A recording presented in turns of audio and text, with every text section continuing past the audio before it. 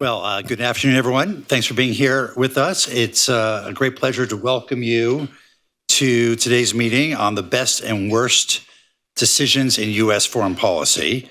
This is a great way to kick off our America at 250 programming. And you see our logo here for programs that we'll be having over the course of the year, focused on American foreign policy and the lessons learned from history for the challenges that we're currently facing. There's no doubt that we're at a historic inflection point now, but history has a way of rhyming, if not repeating. The debate about the role of the United States in the world goes back to the 18th century, and our founding fathers, many of whom might be called isolationists today, for their warnings against entangling alliances. In the 19th century, we saw a period that emphasized territorial expansionism and hemispheric dominance.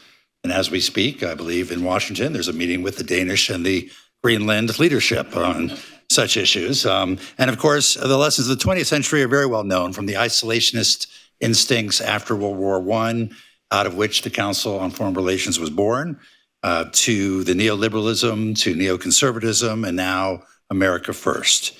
Many of the same issues that we're debating today have been the subject of debate for 250 years. And that's why today's event is so well suited to kick off this year of programming.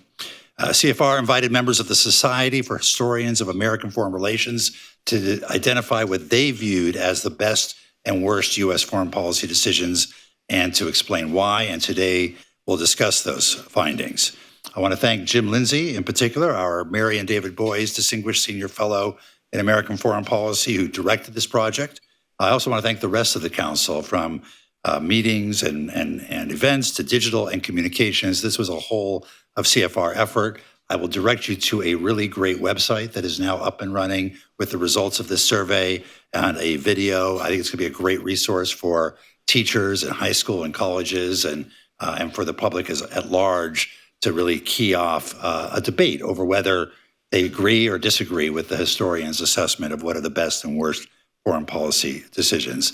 And I can't think of a better moderator for this event than our chairman, David Rubenstein. David's been a longtime supporter of integrating history into the work of the Council. He's the author of at least 3 important books on American history: The American Story, Conversations with Master Historians; The American Experiment, Dialogues on a Dream; and The Highest Calling, Conversations on the American Presidency. But David is more than an author. He is a doer, and his approach to patriotic philanthropy focused on reminding Americans of their heritage and how important it is to our democracy has left a mark on everything from the Washington Monument to the Lincoln Monument, the Libraries of Congress, to the Smithsonian.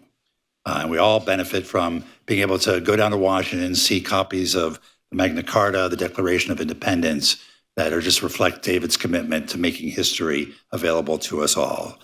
Today, David will be joined by Jim, of course, Mary Dudziak, the Asa Griggs Candler Professor of Law at Emory University, and Chris Nichols, the Wayne Woodrow Hayes Chair in National Security Studies and Professor of History at Ohio State University.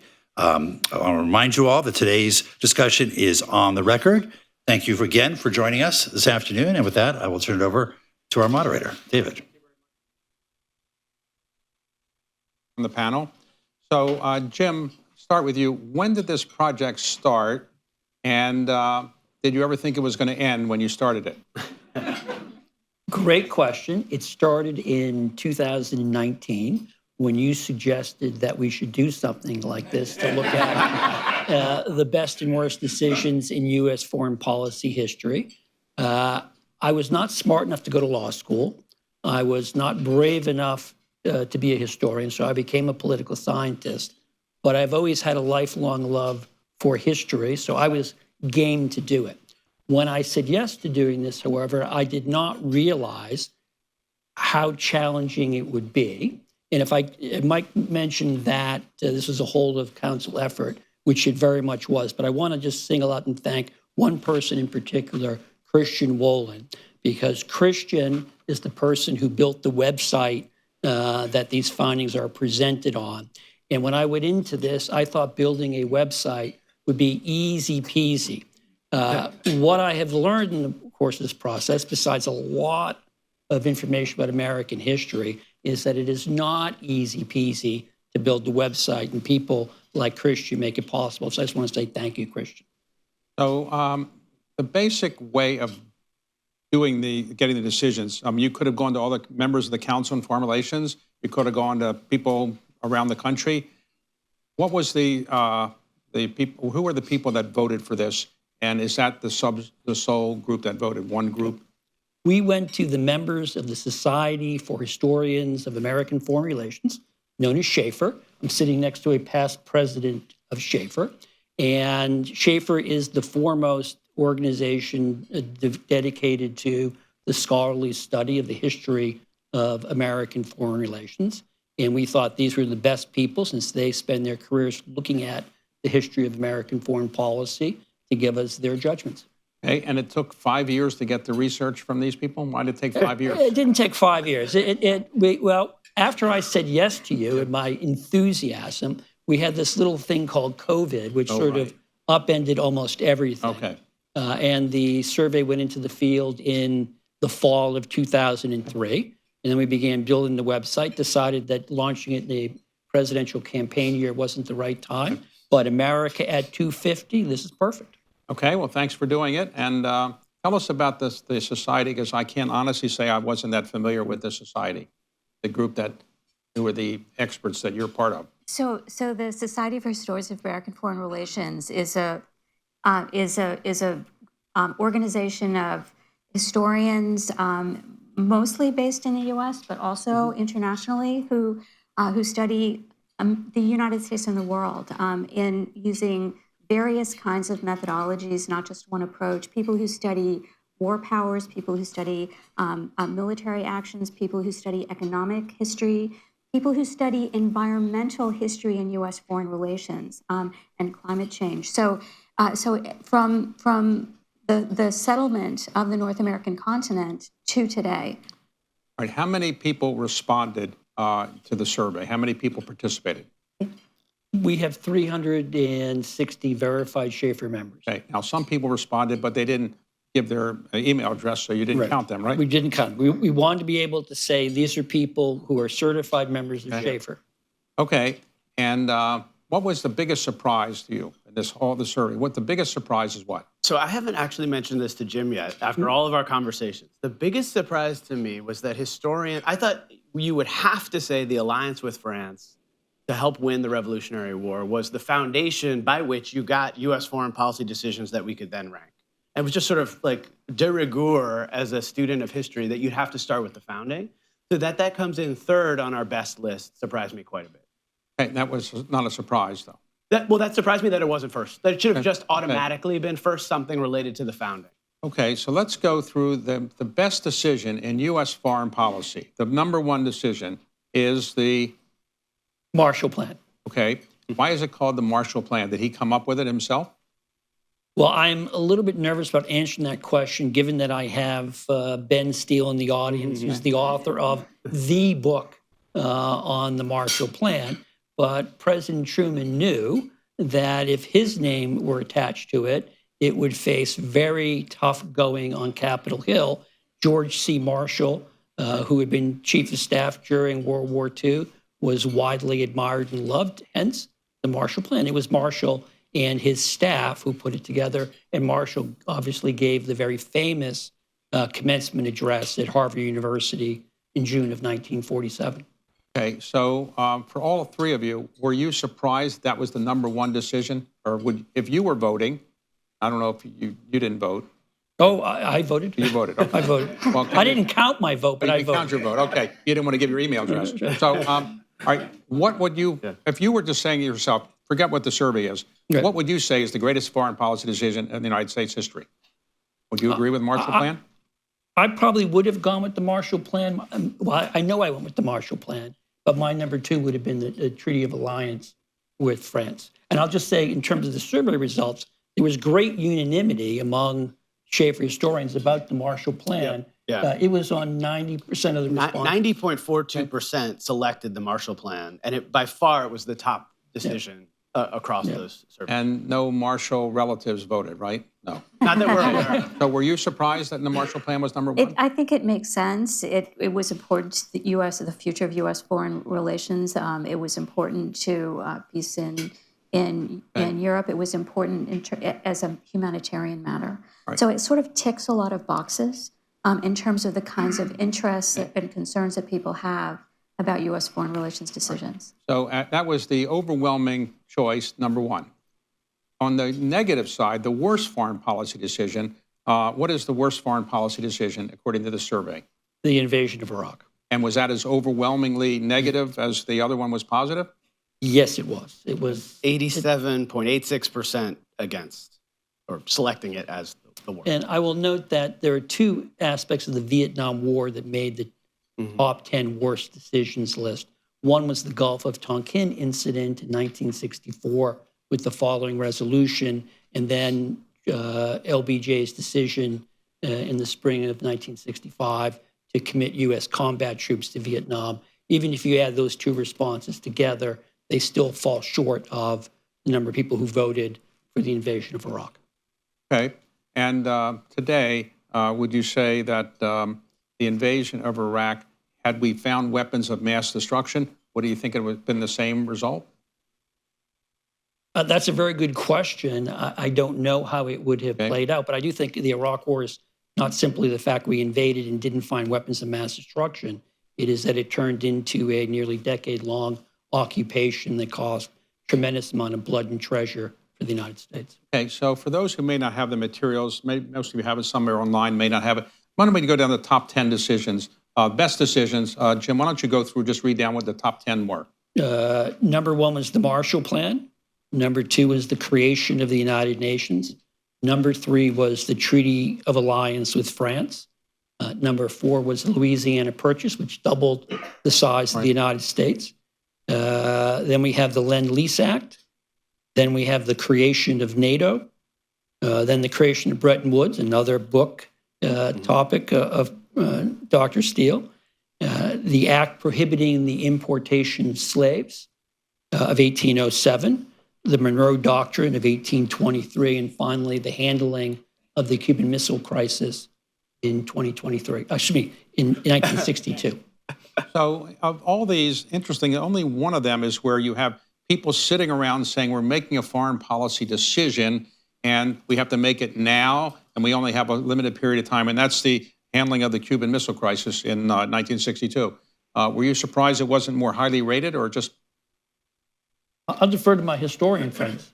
Were you surprised the Cuban Missile Crisis wasn't more highly rated? Because that's often cited as a perfect example of how to make foreign policy, more or less.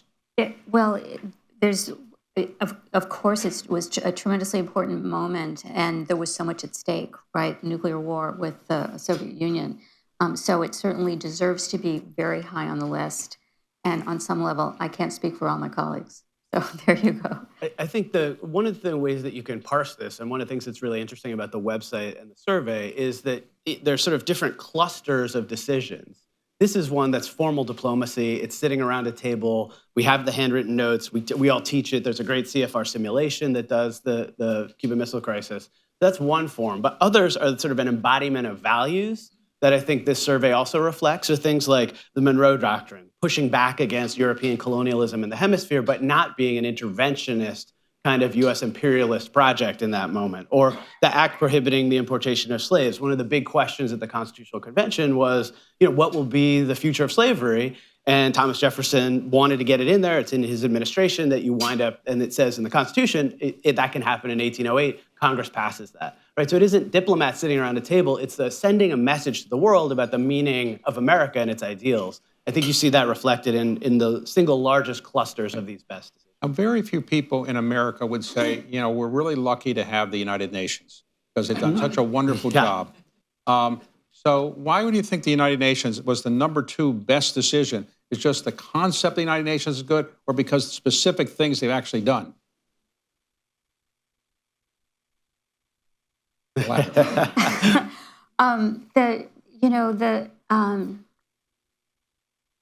United, one of the things that's interesting about the decisions that happen is that, there are things that, moments in time, and then there are things that happen over the course of history that we don't end up getting captured in particular decisions. The creation of the United Nations is a moment, it's after World War II, it's a moment of great fragility in terms of the future of the world. And so it's a moment that was productive at that time of creating an environment that at least had behind it the promise of peaceful intercourse between nations. So it then provides an arena for many other things to happen. Whether those things are good or bad are things that we could debate. Now, in foreign policy, very often one of the most, I would say, most cited decisions as one of the best decisions of the 20th century, at least, I would say, was the opening to China, which is not on this list. Richard Nixon and Henry Kissinger's opening to China. Why do you think that didn't even make the top 10 list? Didn't even make the top 20 list either? Any reason for that? It's Not top 10. right. Yeah, but it's number 14 on the list here. No, but 14 is, yeah, that's Yeah. right, it's 14, Yeah, right. it came in 14, didn't 14. make the I top left 10. my complete list. I think when we compare, obviously it belongs high on a list of the best okay. things that happen. But one of the things that I think characterizes some of the issues that get high on the list, like Lend-Lease, are the great and somewhat immediate humanitarian benefits of, for example, Lend-Lease, when you have this just Europe devastated and so many people homeless and hungry. So, as well as providing a peaceful way forward. So I think maybe Nixon, or maybe it's that Nixon. I have to wonder that whether unhappiness with Nixon himself as a leader may have Maybe current unhappiness with China.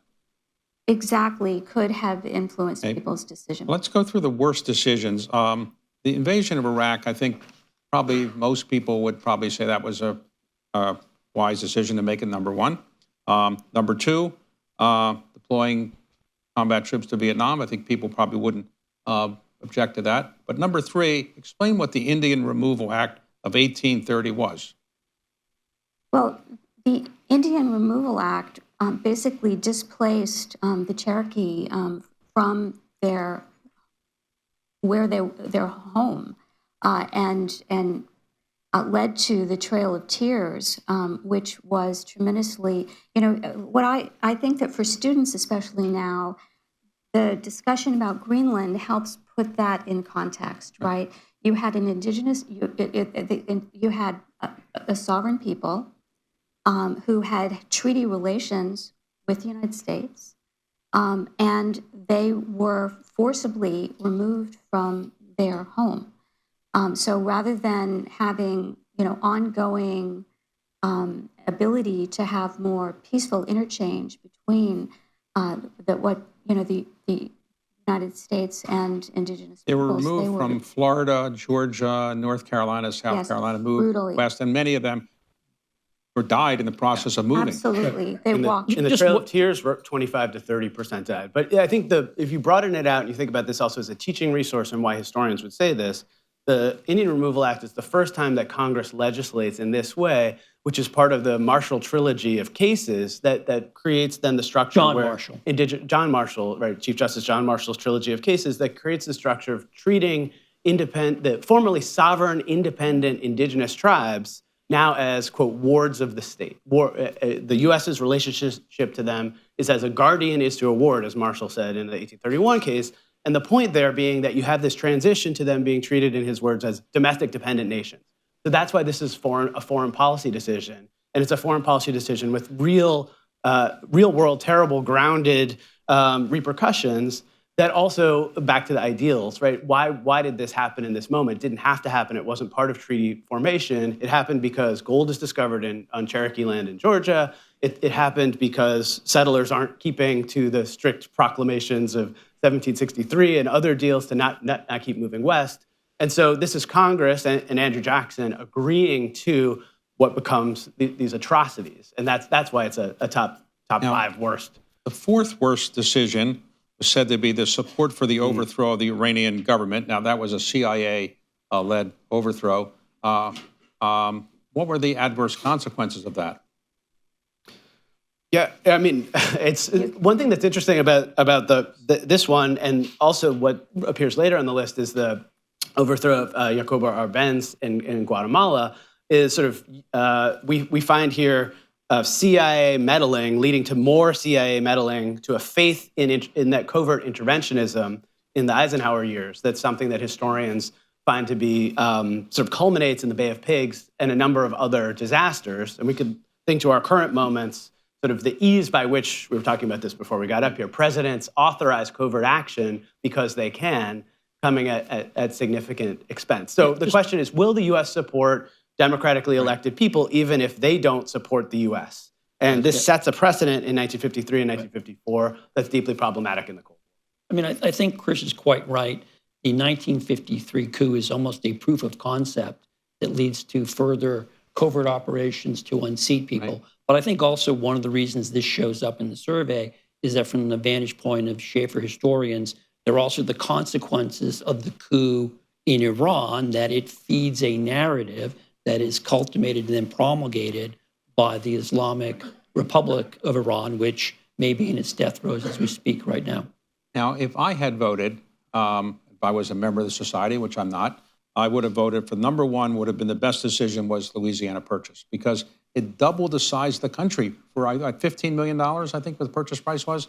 And just think about it. Had we not bought the Louisiana Purchase, I mean, this country was probably going to be just an East Coast related country. This opened us to the West, and then we obviously the manifest destiny, we kept moving forward.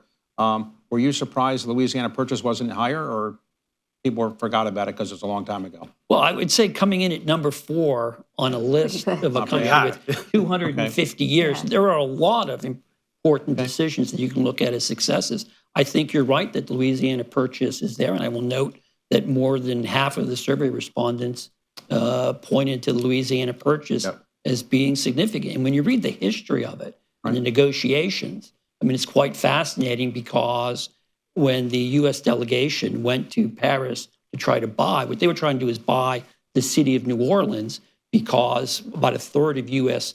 exports came down the Mississippi River. And they were making a proposal to buy New Orleans from France. And Napoleon's representative surprised him by saying, tell you what, how about you buy the whole Louisiana Purchase? The other flip side of it is that Thomas Jefferson didn't think he had the constitutional authority to buy Louisiana. Right. And it ran against his principles of what we would call strict constructionism, that the Constitution didn't explicitly provide for the United States to buy territory, so he couldn't do it.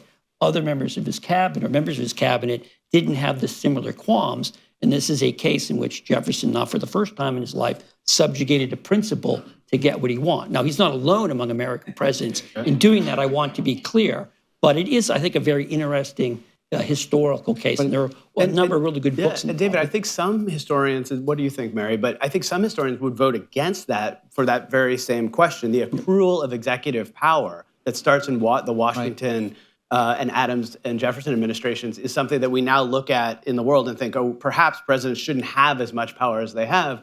Jefferson was skeptical, winds up using that power. And over the course of the 19th century, you see this continued accretion of power. It isn't just the imperial presidency. But interestingly, when Jefferson was preparing his epitaph, what he wanted on his tombstone, he didn't put the Louisiana Purchase, didn't mention it. No. So how many people here, let's just hear the survey, how many people here agree that the best decision, foreign policy decision the United States government ever made was the Marshall Plan? Okay, how many think the creation of the United Nations? How many Treaty of the Alliance with France? Louisiana Purchase. Wow. A lot of people don't like any of these. Lend-Lease Agreement Act. Anybody? Creation of the NATO. 1 or 2. Creation of the Bretton Woods system. Act prohibiting the importation of slaves. The Monroe Doctrine. Wow. Handling of the Cuban Missile Crisis. Okay, so we have a gigantic consensus, I would say. No. Now, in terms of the worst decisions, interestingly, number 10 is the bombing of Nagasaki. Why do you think Hiroshima is not on there? Well, the bombing of Nagasaki, It's not in the top 10. yeah, Top 10. Yep. In the top 10. yeah, the Yeah. bombing of Nagasaki is often thought to be more problematic than Hiroshima. Obviously, first use of nuclear weapons, catastrophically from my perspective. Just such a terrible moment in world history. But Nagasaki, so soon after, without waiting to see whether the Japanese might surrender, was arguably, why so soon? The literature on this, they had 2 bombs, so they wanted to use them. They were different kinds of bombs. They get different information about them, one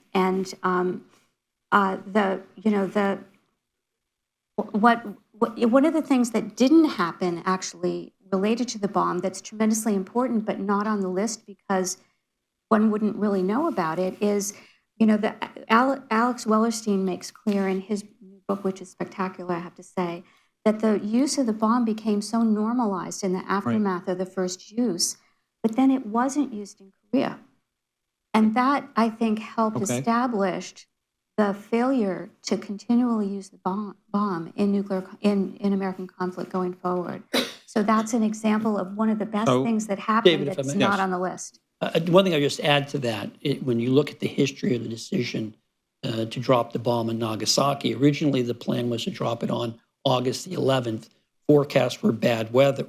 So they moved it up 2 days to August 9th. And that gets back to Mary's point that I think for historians, the notion was you didn't give the Japanese government enough time to work through what had happened at Hiroshima because this was something unknown to anyone in terms of what the devastation I don't think was. they realized what the radiation effect was going to be, among other things. And also, the Japanese government had almost a coup going on at the time against the emperor about whether they should surrender or not. Think about this. President Truman left office with a popularity rating of, 15% or something like that. Barely carried his bags to the train station. Nobody paid attention to him. He was gone. But of the top 6, 3 of them are his, or occurred when he was president. When you think about it, Marshall Plan, creation of the United Nations, and creation of NATO. So why do you think he was so unpopular if he had so many great decisions?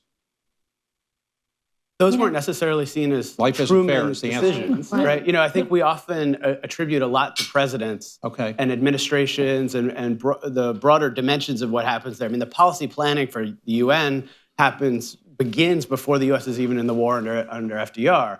It's same thing with the structure. Even discussions of NATO had pre-existed the end of the war, and certainly Truman's presidency. But I think one thing that reflects, and your question is great in this sense, is that historians today really value the mid-century system, and it's because of the world we live in at this moment. So Bretton Woods, NATO, right, the UN, Lend-Lease, working with allies, multilateralism. I mean, that is foregrounded in what historians think were the most important decisions. Right. Can I just on Truman was an important president in many respects. For example, civil rights, which actually mattered to U.S. foreign relations during the Cold War. But one of the things that happened during the Truman administration was going to war in Korea without asking Congress for an authorization. They just sort of went forward. Truman refused to call it a war. He called it, it's a police action.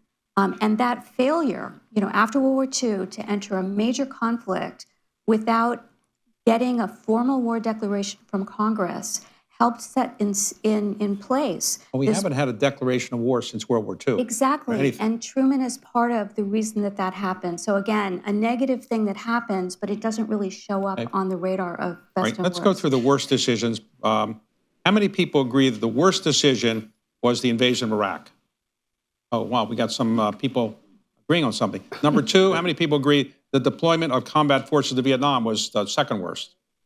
Okay, Indian Removal Act, anybody think that was a disaster? Overthrow of the Iranian prime minister? Senate rejection of the Treaty of Versailles? Okay, forcible removal of the Cherokee Nation? Withdrawal from the Paris Agreement? Limits on Jewish refugees from Germany? Okay, Gulf of Tonkin resolution. How many agree with that? And the bombing of Nagasaki.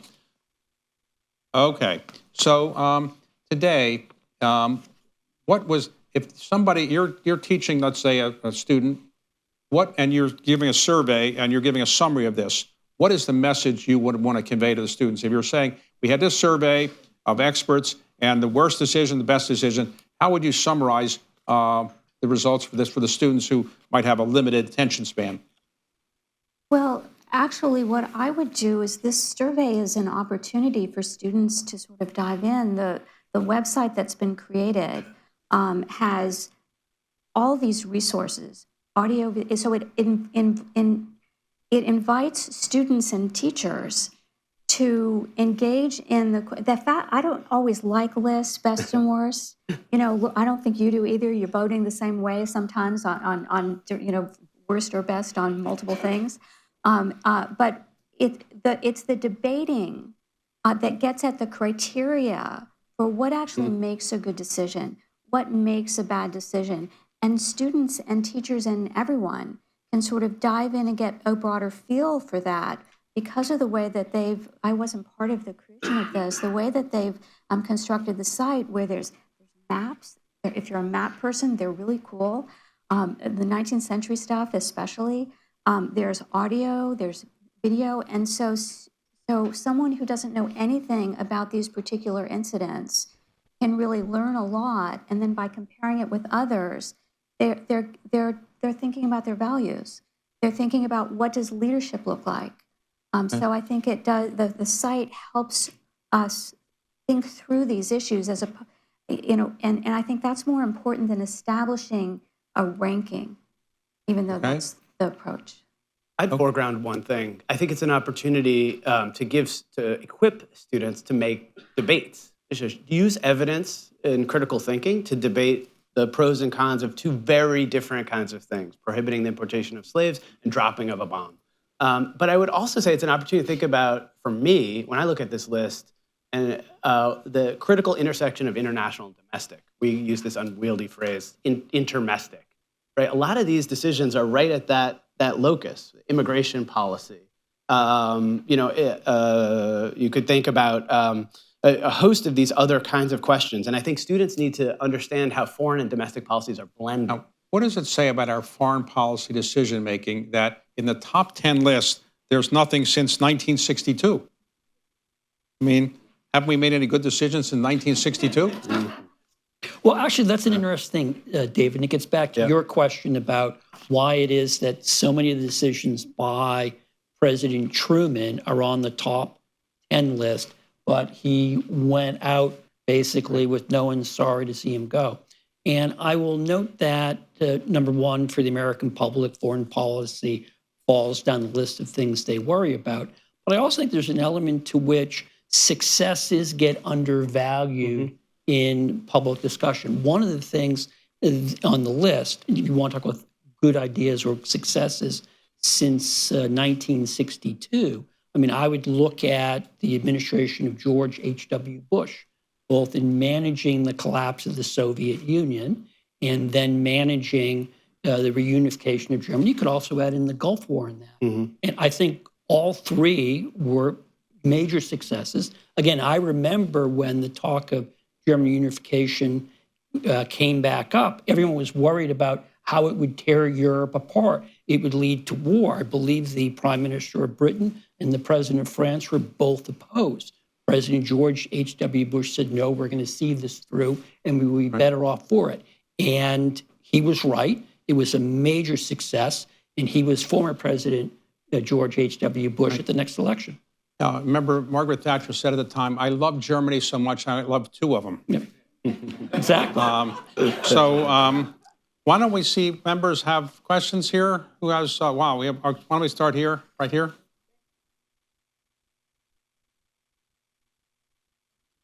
Henny Sender from BlackRock.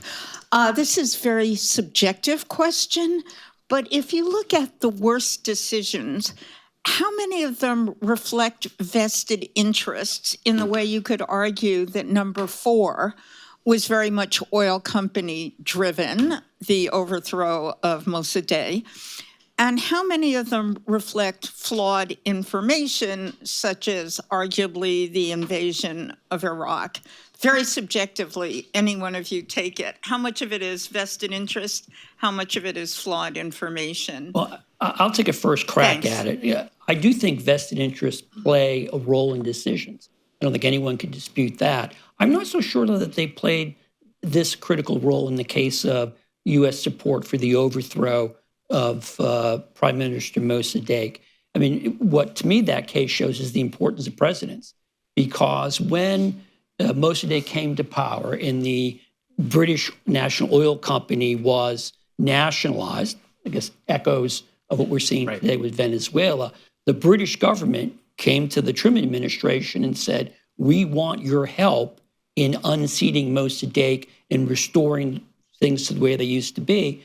And President Truman and his advisors wanted nothing to do with it. The pivotal event was Dwight Eisenhower becomes president, and he's much more open to the idea, much more concerned about the spread of communism. And I think it was that motive that drove it. Now, if you want to find an example here about vested interest, I would go to the Indian Removal Act and the forcible removal of the Cherokee Nation, because that was clearly driven by a desire for land, gold in particular, but land more broadly. So even though under U.S. law, our treaties with indigenous peoples, Native Americans, we treated them as sovereign nations. We, in essence, threw them off because they had stuff that we wanted. Hey, right here. I have a question right here. I won't stand. I was shocked or surprised, whichever, with the omission of NAFTA. Having worked with Rod Rockefeller and Bill Bradley and getting it passed way back then, and it was sold to Congress and to every department of government as something that was of economic, financial, business investment, and national security importance, and it's turned out that way. And it's not mentioned at all. Why is NAFTA not, and it's still controversial, it was controversial at the time, and only passed by one vote. Anybody have an answer? I don't have a substantive answer. I have a methodological answer. I wasn't part of creating the survey. All surveys are impacted by the population that's filling them out. And I think what you've got is teachers who end up focusing and researchers who focus on most of the time things other than economic matters in U.S. foreign relations history. So you're absolutely right that it is important and consequential. Do you have the numbers?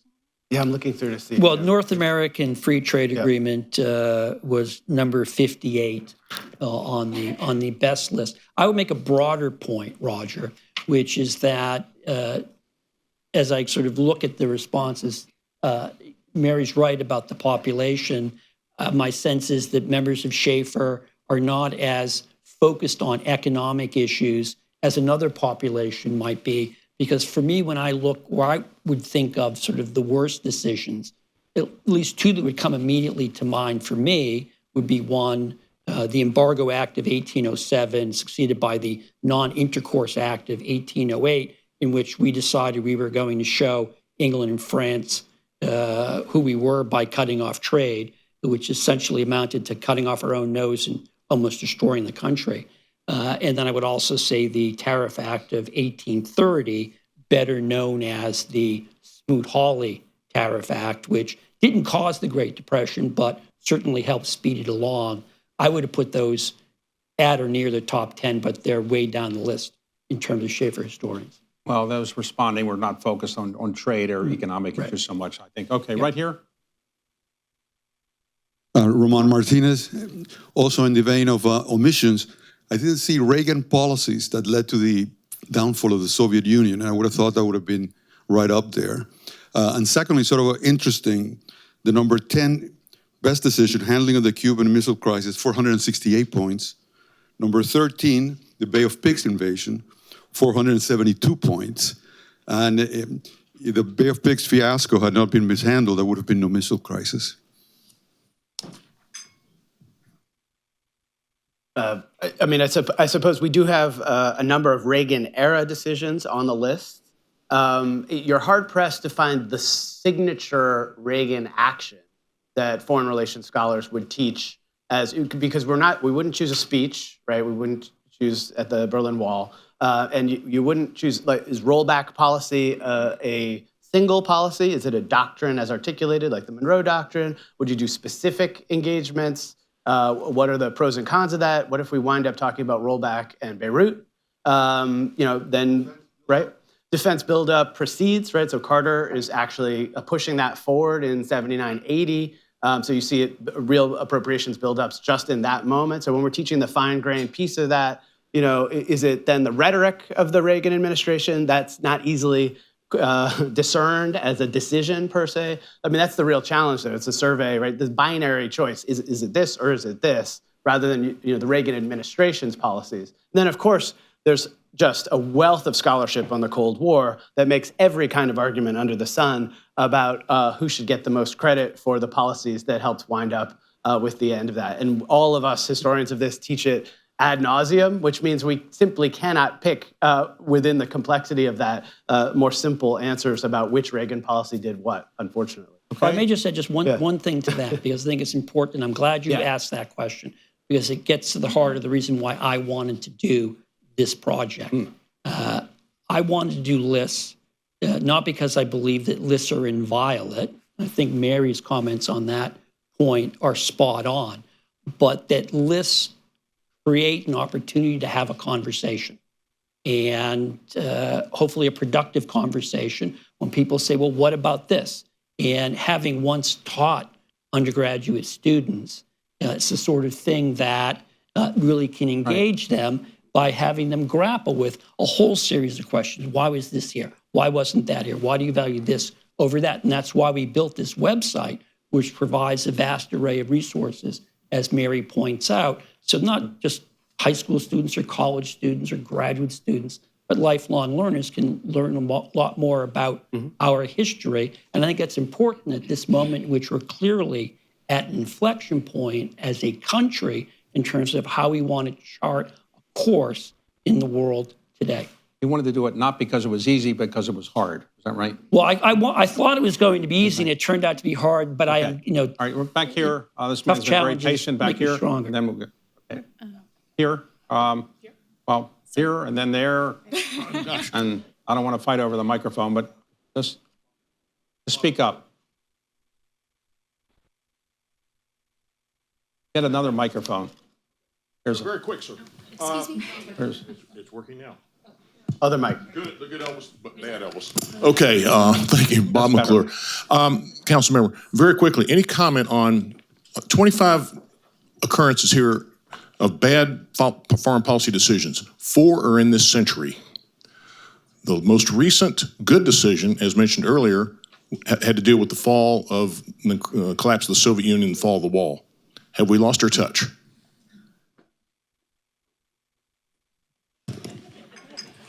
Well, that's a big one. I think one of the things that this survey reflects is how historians are indoctrinated to move away from presentist judgments generally. So we tend to call the first pass at history journalism and often deride it, frankly. And I don't think that that's necessarily warranted, but we wait to see what outcomes look like.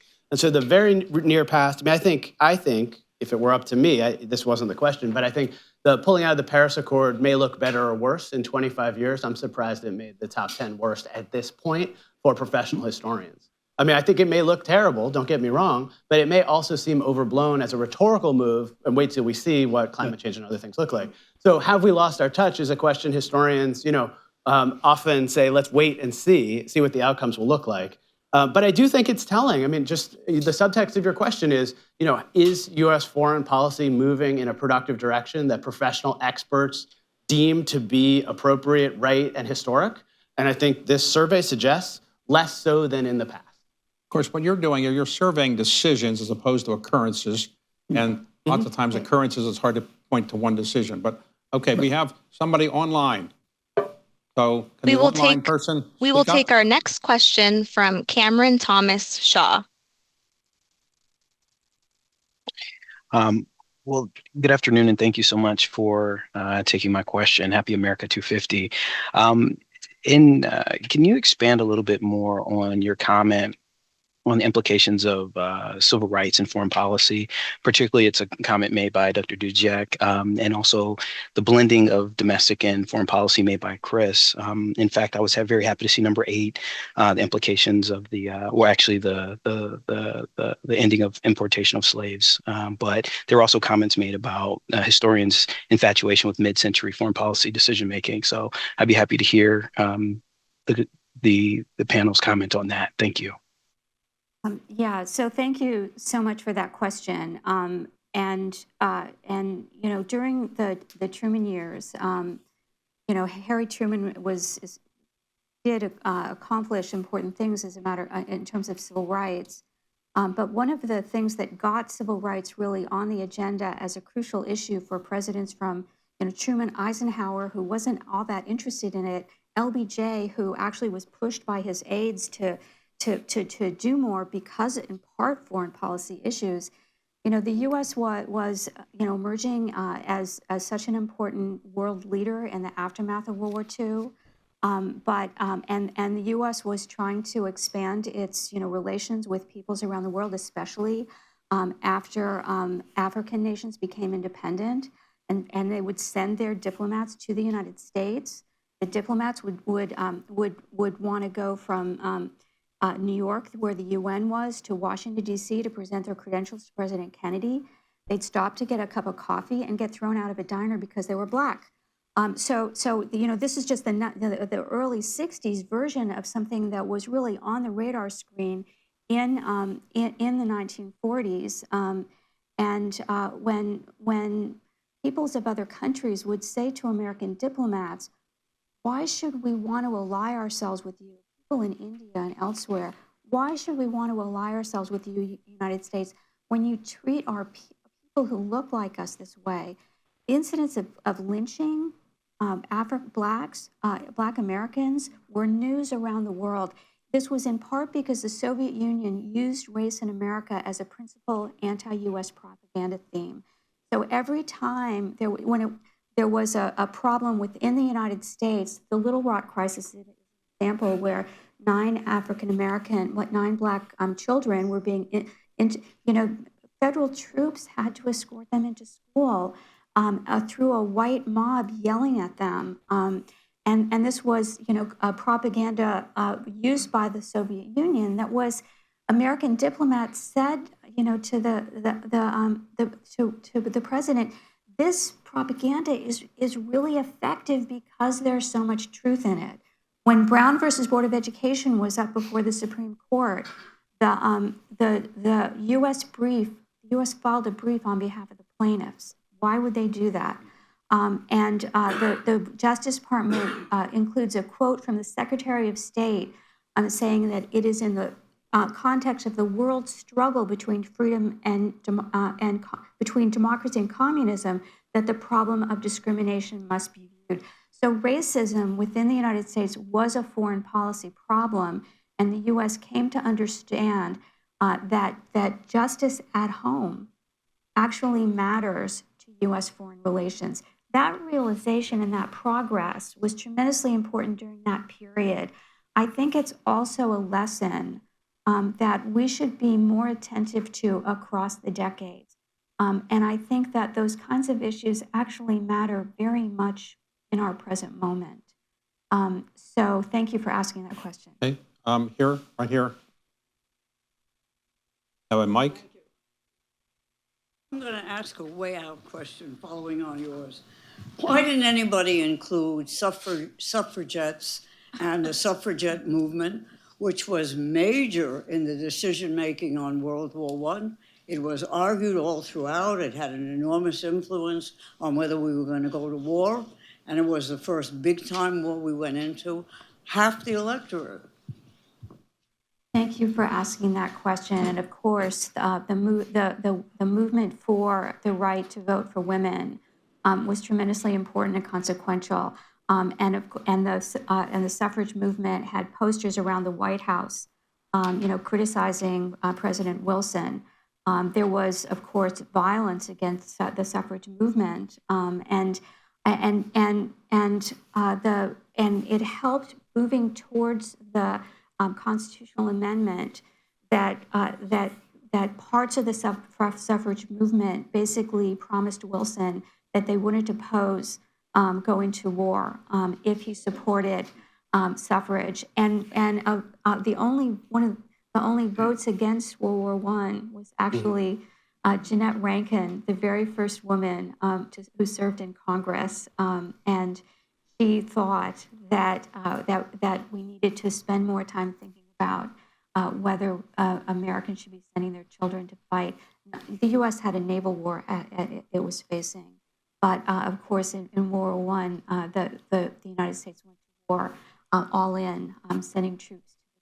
You voted against the Second World War, too. Yes. And that question also Yes. opens up one of the things, a decision-making process we had in trying to think through the list, which is, how do Americans who are involved in transnational movements, but maybe aren't policymakers, fit, right? So there's an Anglo-American suffrage movement, or, I'm thinking about the Women's International League for Peace and Freedom, which I've written a lot about, the first 2 American women to win the Nobel Peace Prize, Jane Addams and Emily Balch are members, right? But there's no one decision. Is it the Kellogg-Briand Pact to outlaw war? That should be the one that we include for the transnational peace movement run by women. What does that look like? And so that's the challenge of that sort of thing. It's absolutely in every history class that we teach, but it isn't quite quantifiable in the way that this sort of survey needs to operate. Okay.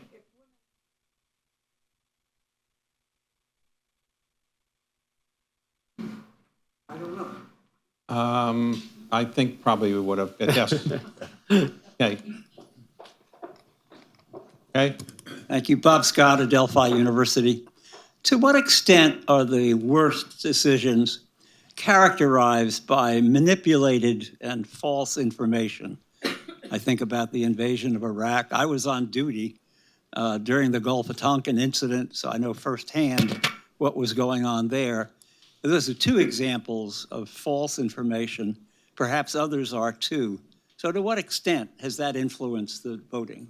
Can I say, that it's in both of those incidents, it's not just false information, but it's also it's at best an ambiguous situation that is then drawn upon in the context of electoral politics. I think that's a crucial part. It's something that we haven't been talking about, but the president rushing forward. Why? Because LBJ was facing an election. He needed to look strong against about war against Barry Goldwater, and the same in the other context. So you've got the sort of Bush in an election basically red baiting opponents of the march to war in a way that was reminiscent of McCarthyism, and so in at best ambiguous situation. Why not wait? Well, let's rush forward because that's going to help me solidify my electoral base, and presidents have done that to get elected or reelected. I would just add to that. I think in a number of these cases, administrations actually had good information, but they were driven to act precisely for what Mary pointed, is their calculation of what they stood to win or lose domestically in terms of American politics. I mean, to me, what was fascinating in sort of having to write up the decision to send combat troops to Vietnam in 1965 is that the Johnson administration, the president, had great information. And Johnson and McNamara, neither of them believed they were going to win. What LBJ said was that this was the worst damn mess he had ever seen. And we know he said it because we have the phone conversations that he taped. So he took the country into a war in which he didn't think we were going to win, but publicly he was projecting a very different view because, again, to some extent— McNamara and Johnson both did that. Yeah. On the Gulf of Tonkin, we actually, one of our ships, I think the Maddox, was hit, maybe inadvertently. On August 2nd. But the Turner Joy was probably not. Yep. And that was where we knew the Turner Joy wasn't hit, but we went ahead and got the Tonkin resolution passed. Yes, right here.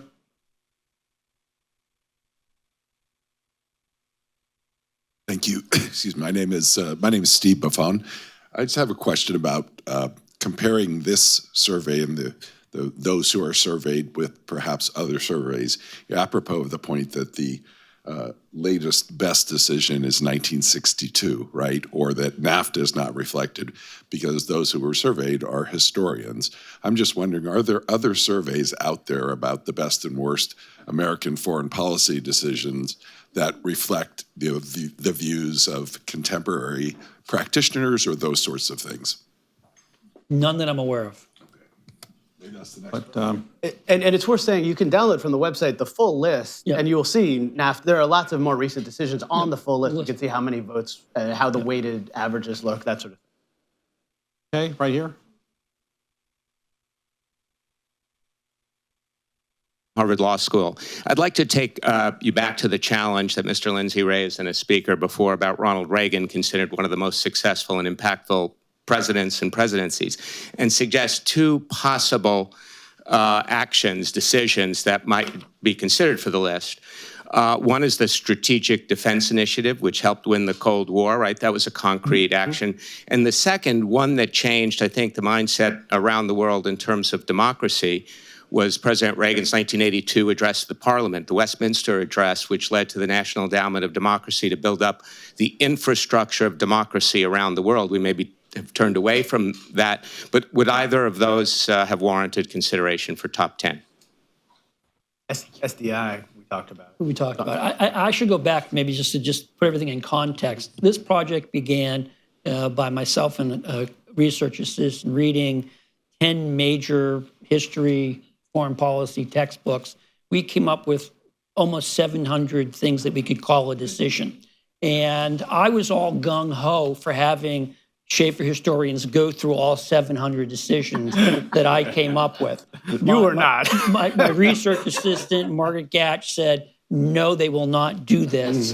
So we pared it down to under 200. And then we had arguments about what should be on, what should go off. Because at the end of the day, we wanted it to be manageable. And again, we had very sort of earnest debates about what should be on or what should be off. So that is just always a challenge that we're going to Related face. to that, just the increase in defense spending that Reagan did was fairly dramatic compared to what had happened before. Then that may have been propelling the Cold War to end more than almost anything else. Okay, we are just about out of time. Maybe one more question. I see one hand in the back. Alexandra Starr with International Crisis Group. When we look at this list of the best decisions, it's pretty obvious that the current administration is not following the underlying principles, right, that undergird those, those decisions, and more broadly, that orientation or view of the United States. And Jim Lindsay, you talked about this a little bit, like trying to spark a conversation. But how do you think it's possible to sort of disseminate, or at this particular moment, the idea that some of the most successful decisions that have been made in foreign policy have been undergirded by a very different set of principles and view of what the United States can be in the world? Well, I'd love to single out one that we haven't talked about, and maybe also speaks to your specialty. The withholding of visas from Jewish refugees who are fleeing Nazi tyranny. I was really pleased to see that. It comes in at 8th on the worst list. And the more you unpack how and why that happened, you get a sense of both the complicity of the State Department, the FDR administration, the American public. In 1939, I looked up, roughly 70% of Americans didn't want to extend visas to those fleeing Nazi tyranny. And it tells you something about the American people. It tells you about something about our values, unfortunately. And it tells you how we need to keep having these conversations and thinking about these ideals, and how complicated it is to move through crises, especially when they other people. I mean, a lot of these decisions, another way to think about it is manipulating information in the context of an us versus them scenario.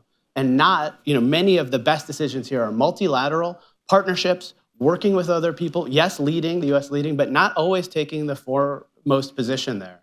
right? And I think that's a critical way of clustering some of the ideas here. And I'm hoping that we'll have lots of conversations about this, write op-eds, have people debate this sort of thing. But I think that was one I didn't expect necessarily, the withholding of visas. And I think it's a really important one that I love to teach, the story of the St. Louis being turned around. 250 of 900 or so people on that vessel die in death camps, right? Because the US didn't open just that much room for 900 human beings when it had the capacity, right? So this, you look at what's going on with ICE and other things right now. I mean, is this who we are is the question you should ask. And if historians are asked to look back at the past, we say some of the worst decisions that administrations and citizens have been complicit in have been those that do not embody American values. So let me make two final comments. I want to thank everybody for your participation and for the role in putting this together. The foreign policy decision that I remember the most affecting me was when I was in, I think, the 8th or 9th grade, there was a Cuban Missile Crisis. And my teacher said, I'm not going to give you any homework tonight because we're not going to be here tomorrow. It was fairly disconcerting. But when you look at public policy schools, when they teach how to make foreign policy decisions or good strategic decisions, they often cite the Cuban Missile Crisis as a way of actually sitting down, having a rational discussion, ignoring in the end what the generals wanted to do, which was the bomb, and coming up with the quarantine. But two things that people don't remember that I now learned about it was, one, we had an agreement with the Russians that we would take our missiles out of Turkey, the Jupiter missiles, but we wouldn't tell the American people. So we had a deal with the Russians. Oh, we can trust you, the Russians, but don't tell the American people. That was surprising. And secondly, it turns out, we didn't know this at the time, that while the Soviets removed their strategic intercontinental ballistic missiles, they didn't remove the tactical nuclear weapons, which we didn't know they had at the time. Right. Had we known that, it would have been looked at differently. All right, David, go ahead. I just want to close. I just want to, again, thank you personally for pushing us to do this project. Thanks for getting it done. You did a great and job. And for all the work you do supporting history. How many people here, final question, how many people here think the decision to create the Council on Foreign Relations should have been the most important foreign policy decision? Okay? Okay. Thank you all. Thank you very much. Thanks a lot. Thank you, David. Thanks a lot.